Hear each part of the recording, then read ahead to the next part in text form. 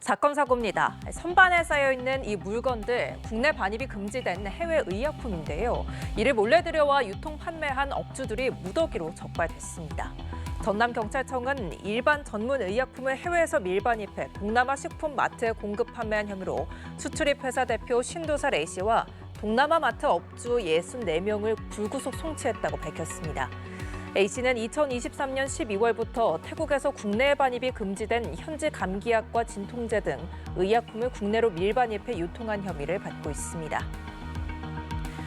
다음은 소방관의 신속한 대처가 빛난 사건입니다. 지난 14일 아침 출근길에 전북 정읍의 한 도로에서 소형차와 승합차가 부딪히는 사고가 있었습니다. 차에서는 이처럼 연기가 나기 시작했는데요. 이를 목격한 소방관이 소화기로 초기 진화를 시도해 2차 사고를 예방할 수 있었습니다.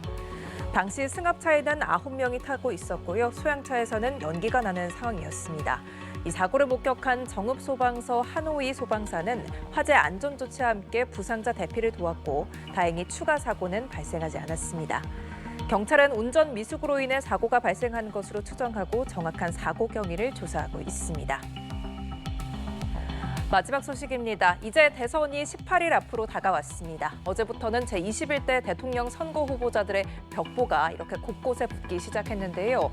그런데 선거용 벽보나 현수막을 훼손할 경우 장난이었다 해도 처벌 대상이 될 수 있다고 합니다. 자세한 내용은 최진경 기자가 전해드립니다.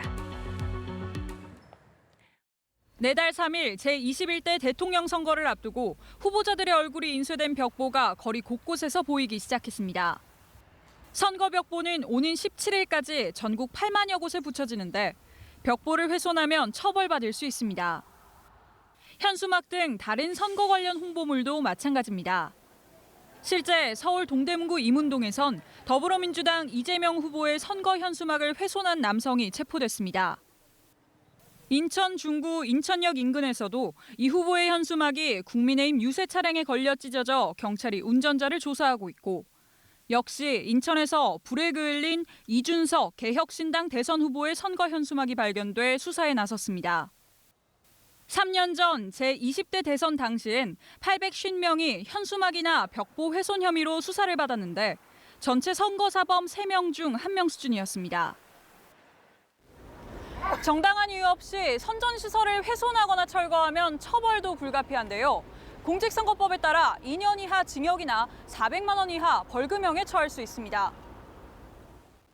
실제 지난해 4월 국회의원 선거 당시 60대 남성이 선거사무소 건물 외벽에 걸린 후보 현수막을 훼손해 벌금 80만 원을 선고받았고 2022년 지방선거 땐 후보자의 벽보를 훼손한 60대 남성이 징역 5개월의 실형을 선고받았습니다. 훼손뿐 아니라 낙서를 추가하는 등 홍보물의 내용을 임의로 바꾸는 경우에도 처벌될 수 있습니다. 선거의 공정성을 해친다고 판단하는 것이고요. 또 국민의 참정권을 훼손할 수 있고 침해할 수 있다는 것, 이런 것 때문에 중요시하는 거죠. 장난이었다고 해도 처벌을 피해갈 수는 없는 만큼 주의가 필요합니다. 연합뉴스 TV 최진경입니다.